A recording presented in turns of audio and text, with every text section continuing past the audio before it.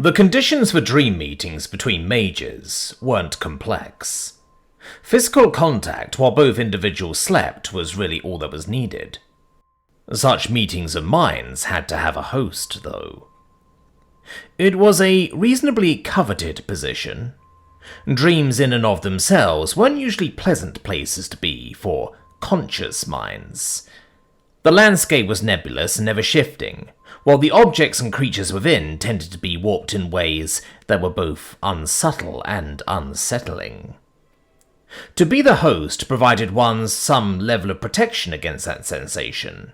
It was, after all, one's own mind, and while the sensation of having an invader in such a hallowed place could provide some level of discomfort for some, it was generally accepted that it was better to meet a stranger in a familiar place than to be the wanderer in an alien and sometimes hostile landscape. Fortunately, hostile doesn't necessarily mean dangerous, William thought, as he sat at his desk. Discomforting and sometimes frightening, yes, but at the end of the day this was still little more than a dream. The denizens within could do no real harm. Well, with one notable exception, William thought, as he very deliberately didn't glance back at the thing hovering over his shoulder. "Fuck me! Would it have killed you to think up a hallway?" A familiar voice grunted, as the woman it belonged to physically pulled herself through the doorway to his office. "I thought I had," he responded. "Well, think a little harder on the subject next time, because getting through the estate was a bitch because most of the rooms don't connect to the rooms they're supposed to. I had to get in here through the kitchen. A kitchen with floors that my feet kept sinking into." "Noted," William deadpanned, as he fully took in the creature that had just stepped into his office. And it was a creature, for all that it held Zella's voice and carried her consciousness. Looking not totally unlike a Wendigo of myth, if lacking the usual skull face, Zella's dream form was more than a little unsettling to look at as she walked over to his desk.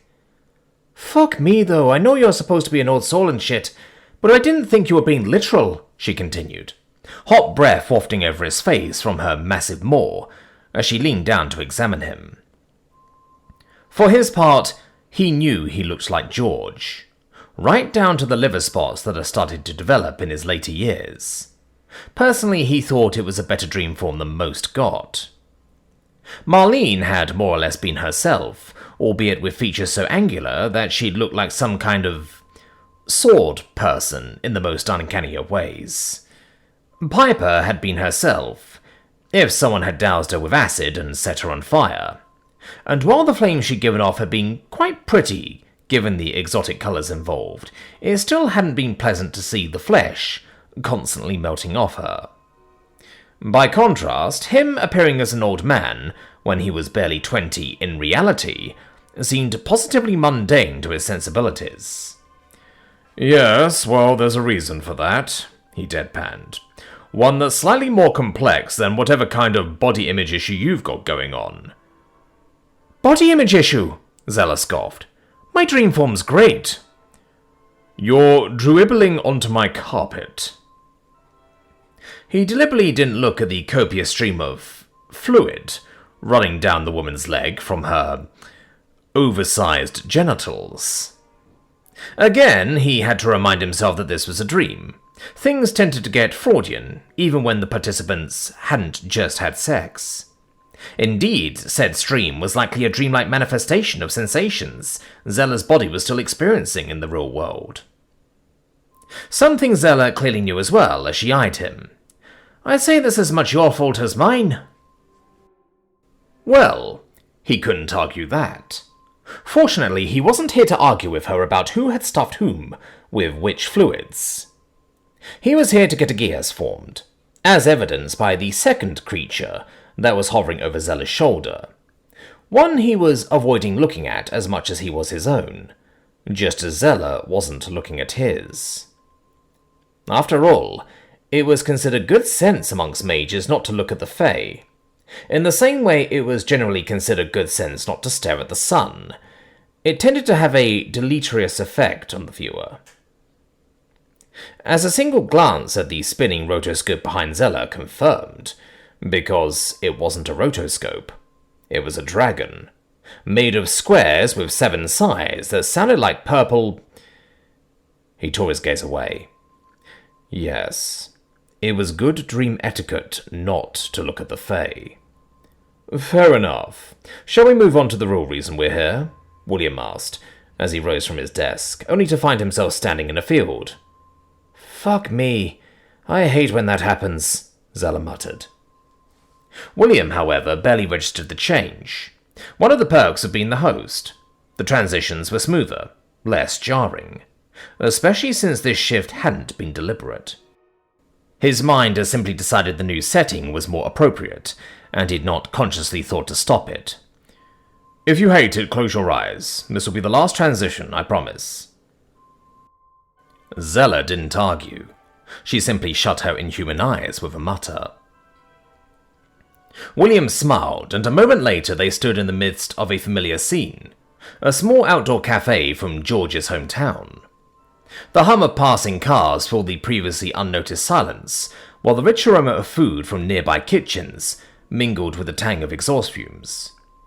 His fingers brushed against the texture of the table he now sat at, only then noticing that the desk he'd been sat at before lacked it. Likewise, he could suddenly feel the pull of gravity anchoring him to the chair. Details, thousands of them, suddenly came into focus, each one more vivid than the last due to their absence. Zella noticed it too. Slowly she opened her eyes, blinking at the unfamiliar yet tangible world around her. Her fingers reached out to touch the fabric of the cafe's closed table-mounted umbrella. It feels real, she murmured, taking in the vibrant colors and branding adorned to the fabric. Yup, he agreed. It wasn't, but unlike the liminal space they'd occupied just moments ago, this place could be mistaken for the real thing. He'd made that mistake a few times. When he was young. Never for long, fortunately, but there'd been a few moments in which he thought he had... returned. Because this wasn't just some rough imitation of the world coupled together from imperfect human memory. Or at least, not just human memory alone. The Fae hung over his shoulder, and he ignored it. Even if it was the true architect of this scene, Earth, rendered in more depth and detail than any human mind could ever fully process, albeit with a catch. Said catch being the reason he'd never believed the lie of this place for long. William's eyes drifted to a nearby table, where a cup of coffee shifted slightly, as if moved by an invisible hand. He also knew that if he looked through the windows of a passing car, he wouldn't see a driver behind the wheel. This world was perfect in every detail, except for the lack of people, or animals. At least any living ones, he thought, as a tray floated over to deposit a plate full of bacon and eggs in front of him. Morgues likewise had occupants, as he discovered on one particularly morbid fact-finding mission. Graveyards, too. So, this is where your hallowed knowledge comes from, Zella finally said, taking in the scene around her. Credit where it was due, she looked only mildly surprised, which under normal circumstances might seem inscrutable, considering the sheer wonder surrounding her. But one had to remember the world she came from. Back home, technology resembling this existed, though in far cruder forms. More importantly, she had grown up in a place where the existence of other worlds, some more advanced, others less so, was an accepted truth. Harrowed knowledge often came from those other realms, extracted from different races and civilizations. And while those who returned with such knowledge were rarely left coherent enough to describe those worlds in any meaningful way beyond fragmented, maddened ramblings, the fact of their existence was never in question. Many of those worlds were far stranger than this one. That, at least partially, explained why William remained sane despite everything.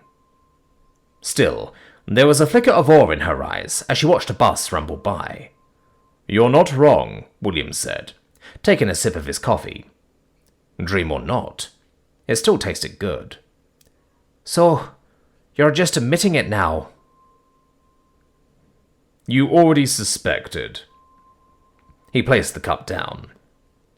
You would have pieced it together even if I hadn't shown you all this. Besides, this is actually more convenient. I can show you things in here without having to go through the hassle of dragging you all the way back to the estate. As he spoke, a Vought F4U Corsair appeared across the street, materializing out of thin air. The cars on the road adjusted seamlessly to its appearance, navigating around the new obstacle without missing a beat. That's, Zella began, remarkably similar to what I have your people practicing with. William finished for her. Oi, she said tentatively. Does it have a car? She eyed a passing car. Do those land shards? Nope. I'll spare you the technical details, but suffice to say it runs on an alchemical process, somewhat like a lantern. Unlike ether, though, the fumes it produces aren't lighter than air, so it can't hover. Once more he was reminded of the fact that primitive did not mean stupid, as the elf quickly turned his words into actionable intelligence. Which is why you've had your plebeians practicing takeoffs and landings on solid ground. Exactly. Do those cores require mages? No, he eyed her. They do not. The elf sighed. Fuck, that's going to upset some people back home. He shrugged. I imagine it will. The fact that plebeians might soon be able to lay claim to the title of pilot, where it was once relegated to mages alone. I suppose they'll have to content themselves with the ability to fly on command, heal with a touch, and the ability to fling elemental death at anything that happens to annoy them. Zella snorted at his words, but it was clear she was thinking. William was content to let her, simply enjoying the ambience. This wasn't home, no matter how much it looked like it. But he'd be lying if he claimed he'd not spent many a proverbial day here simply indulging his nostalgia. How are you not insane? Zella asked after a few minutes. You're harrowed. You should be either flinging shit at the walls or dribbling in a room somewhere. That's your question? William asked, a smirk tugging at the corner of his mouth. You're not curious about a vehicle that can fly without a mithril core? Zella waved a hand, dismissive but with a flicker of curiosity in her eyes. Oh, I'm interested in it. Very interested. But at the end of the day, a tool is just that. A tool. It's simply a new way of doing what we already do. What matters, in the here and now, is the intent of the person holding said tool. William chuckled softly, a little taken aback by the display of insight from the normally brusque woman. Fair enough, he murmured as he leaned back, the chair creaking under him as if acknowledging the shift in mood. As for how I'm not insane, well, I've never not been harrowed. I imagine that helped with the transition. That and luck, I suppose. A brief thought crossed his mind as he considered how lucky he'd been, and for a moment he found himself wondering if, in this world, sudden infant death syndrome was just a side effect of kids harrowing in their dreams without realizing it. Because that was grim. Mentally shaking said thought off, he instead gestured around them, his hand sweeping over the bustling street and the sound of engines rumbling in the distance. This is a human world. I'm a human. The technology is human. The vector by which it was implanted in my mind was also human. Zella's eyes followed his hand, lingering on the seamless flow of traffic, the hum of the city blending with the faint clatters of cups in the cafe. After a pause, she said, You could win the Civil War easily. Hold off the Lunites and Solites indefinitely. Ah, now they were shifting to a topic he was more comfortable with, and the corner of his mouth curled into a knowing smile.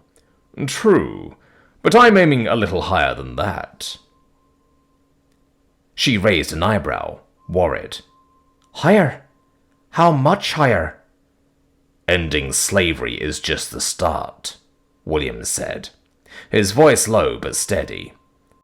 At this point, I want the only way I can see the human-orc conflict ending is through the orcs having their own homeland. They've been fighting over that same stretch of land for so long now that neither side will ever know peace until it's settled once and for all. Either with one side dead, or one side gone. And while there was plenty of space for humans in the rest of Lindholm, the same wasn't true of orcs. Or at least, not the northern tribes. With that said, it definitely rankled that his plan called for the creation of what was essentially an ethno-state. Creating an orc homeland sounded a lot nicer than societal segregation. Still, that was the best solution his engineer brain could come up with. Neither side would back down, and one side had nowhere else to go. Zella's expression darkened. The Blackstones will never give their home up. Her tone was sharp, certain. Exactly, William said, his gaze heavy with a mix of resignation and calculation, which is why it's convenient they position themselves to be crushed as a house. Once they're gone and done, a new power will need to step into the vacuum. And he intended to be that power. Temporarily, at least. Zella leaned back slightly, arms crossed, considering. Still, as far as I can see, all of this keeps you in line with the Queen's interests. William barked out a short laugh. Not really. Freeing the orcs means carving off a piece of her kingdom. A not insignificant chunk at that. The Queen would never agree to it. No, she was in favor of ending the slave trade, but only because it served to free up more manpower for her. His plan would do the same, but it would also lose her a large chunk of territory. Even if you handed her a solution to all her problems on a silver platter? Zella asked, her brow furrowing in challenge. Coming from someone harrowed, any help I offer wouldn't be seen as aid. It'd just be a resource being exploited. Something to drain me of before I inevitably expire, lost in my own delusions. His voice turned cold for a moment, a bitterness surfacing before he pushed it down. And the amount of tech I'd need to give her to win this war could only come from a harrowed person. He thought of his new territory. Which is why I'm building myself up instead. Making my own power base, so when it becomes obvious to everyone that I'm harrowed, I'll be in a position where I can't be ignored or dismissed as just another madman with a few tricks up his sleeve. And that time wouldn't be long in coming now. A single aircraft carrier and 40 planes would have been insignificant back on Earth. Here, though, it was a force multiplier beyond compare. Not enough to decide any fleet engagement by itself, but the jellyfish would provide any fleet it was part of a significant advantage. Indeed, in his mind's eye, despite the Queen's doom and gloom on the subject, he considered the Civil War practically won already, now that the jellyfish and his Corsair fleet was near completion. Between that and giving Yelena access to his gunpowder recipe, new mithril cores and radio, the Royal Fleet would have a clear technological edge in any fleet engagement. The Blackstones and New Haven, they were already finished. They just didn't know it yet. The real game wasn't about winning the war, it was about what came after. Which was why his focus was on positioning himself to profit from the peace that followed, not propping up a monarch who might one day stand in his way. Zella didn't need to know all of that. Not yet. Not until she was committed to his side, locked in so tightly she couldn't back out. As he watched, the woman tilted her head, her eyes narrowing thoughtfully. "All right," she said at last. "I don't love any of this. I spent plenty of time fighting orcs myself back when I was in the Navy, and the thought of just handing over a chunk of the kingdom to them sits ill with me. But I'm sworn to you." She shrugged, a resigned sort of acceptance. "Mostly at this point I'm just glad to know I've not been wasting my time teaching plebs to fly." Well, that was good to know, even if it wasn't quite the resounding cry of support he'd been hoping for. He nearly said as much before he saw the Wood Elf's lips curl into a sly smile as she leaned forward. "Now come on, enough heavy stuff. Think you can conjure us some skies to fly that beast through without melting your brain? You can tell me all about how this engine of yours works while we do." William grinned, standing as the world around them shifted.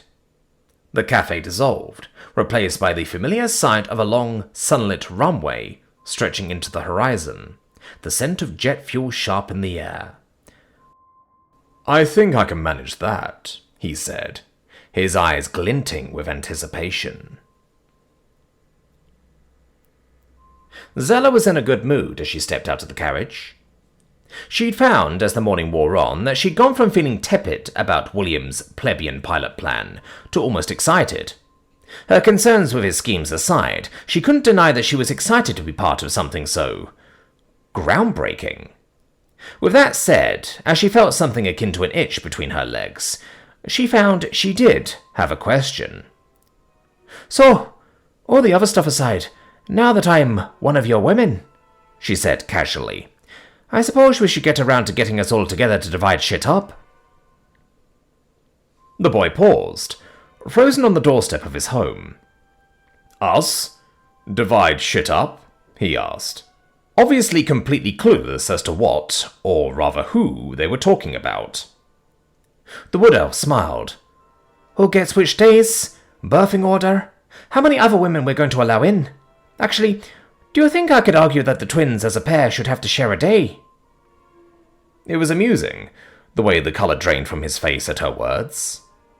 Clearly, despite being very familiar with a woman's body, he had not much experience with actual relationships. It was actually nice to know in a way. Under all that imperial scheming, there was still a flesh-and-blood mortal. Because, possible harrowing-induced insanity aside, she found to her surprise that she did want to stick around for a while. Before, her duties to the boy had mostly just been a job and residual loyalty to a community she'd called home for years. Now she wanted to see what was happening going forward, whether this mad scheme worked out or whether it all ended in tears. In which case, she fully intended to shield Redwater as best she could. And maybe get a few more days before it all goes to shit. After all, everyone knows the crazy ones are the best in the sack, she thought, as she sashayed through the door, leaving her speechless employer behind.